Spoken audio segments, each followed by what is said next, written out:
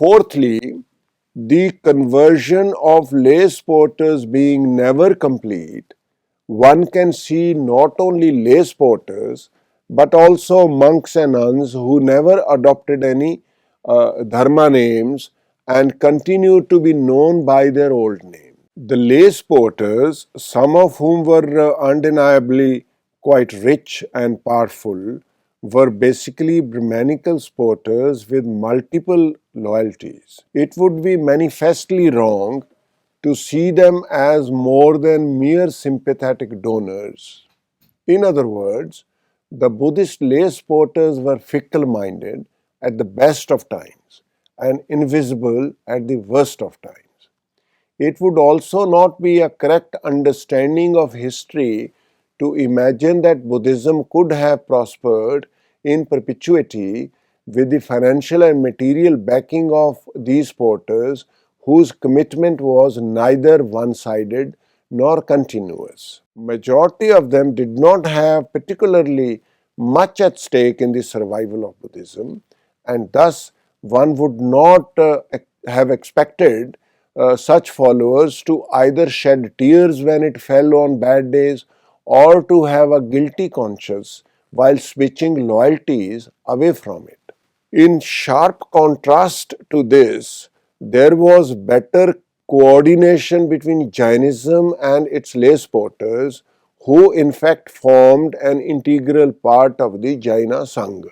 While undoubtedly there were people in urban settlements who patronized Buddhism, there were no exclusively stipulated criteria such as social codes, modes of worship, etc., on the basis of which these individuals could be identified specifically as a distinct and recognizable religious group of Buddhist lay followers. In practice, for all the life cycle rituals, sanskaras, associated with birth, wedding, death, etc., they not only followed Brahmanical rites but also frequently conformed to Brahmanical Hindu caste regulations.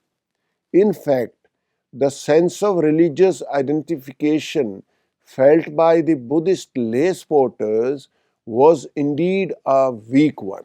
Thus, when a person, say a Brahmin, became a lay devotee of the Buddha, it only indicated that he expressed his respect to the Buddha as a holy man, and there is no evidence to prove that such a conversion signified any spectacular transformation in their traditional beliefs and social status. Moreover, adherence to the Buddhist faith did not make it obligatory for the lay porters to reject their ancestral beliefs or repudiate those religious practices which were customarily performed in their communities.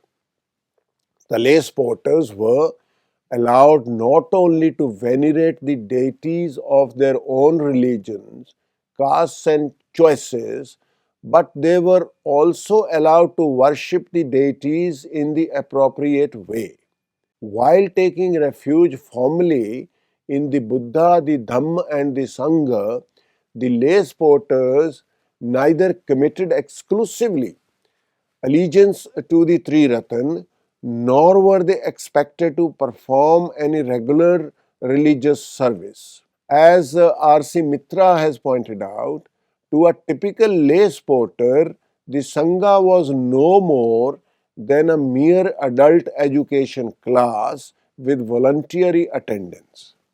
The principal aim of the Buddhist Saṃgha was not to tear the Indian population away from its ancestral beliefs and practices, but to secure for the Saṃgha dedicated sympathizers and generous donors. Thus, it is not surprising that the votive inscriptions from Sanchi and Bharhut contain evidence of gifts to Buddhist viharas by persons who do not seem to have been more than unaffiliated donors. Hence, it may not be far from the truth to say that the conversion of a follower of Brahmanism to Buddhism did not mean anything more than showing respect to the Buddha, his Dharma, and the Saṃgha, and making donations in the form of food, clothes, and money. A typical Buddhist lay porter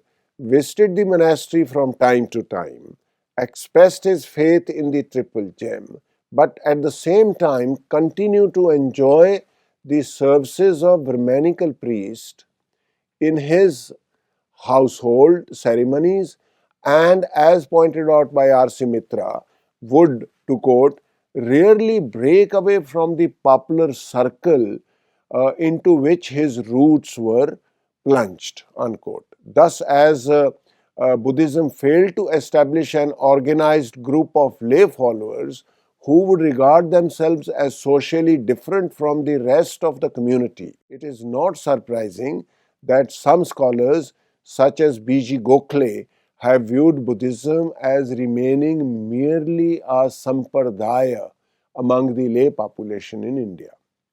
Buddhism not only continued to adore the Brahmanical Hindu sprites, fairies, nagas, garudas, and yakshas, but also the favorite haunts of their devas continued to prevail upon the imagination of Buddhism. Even the great Vedic and Brahmanical devas and asuras, such as Brahma, Mara, Yam, Indra, or Indrasak, etc., had a wide-ranging presence in Buddhism from its earliest days.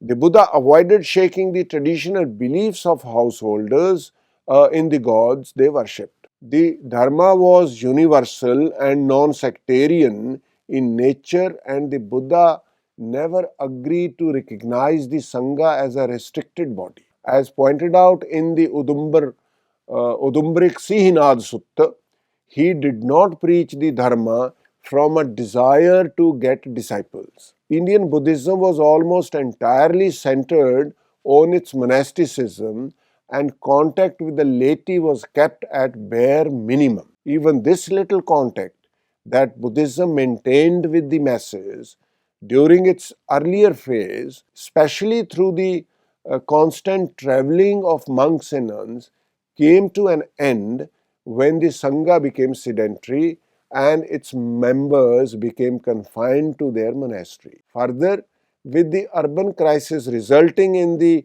dereliction of most of the monasteries and concentration of monks in a few Mahaviharas, contact with the lay porters became minimal. When monasteries with their lands, servants, and granaries became self-dependent, the monks appear to have even stopped going on begging round. Consequently, life in sequestered monasteries further alienated the Saṃgha from the people. It is this weakness of Indian Buddhism that may have made the crucial difference in the end. Buddhism does not appear to have become a dominant religion in India at any time. From the earliest days, it seems to have been popular among elites of urban society, which consisted of merchants, financiers, bankers, artisans, members of the royalty, and bureaucrats. An interactive sports system existed between the emergence of Buddhism and the expansion of trading network that constantly evolved and adapted itself between 300 BCE and 300 of the Common Era. As the prosperity of the urbanite merchants, traders, bankers, financiers, and artisans increased, they vied with each other in constructing stupas and providing material support to Buddhist monasteries.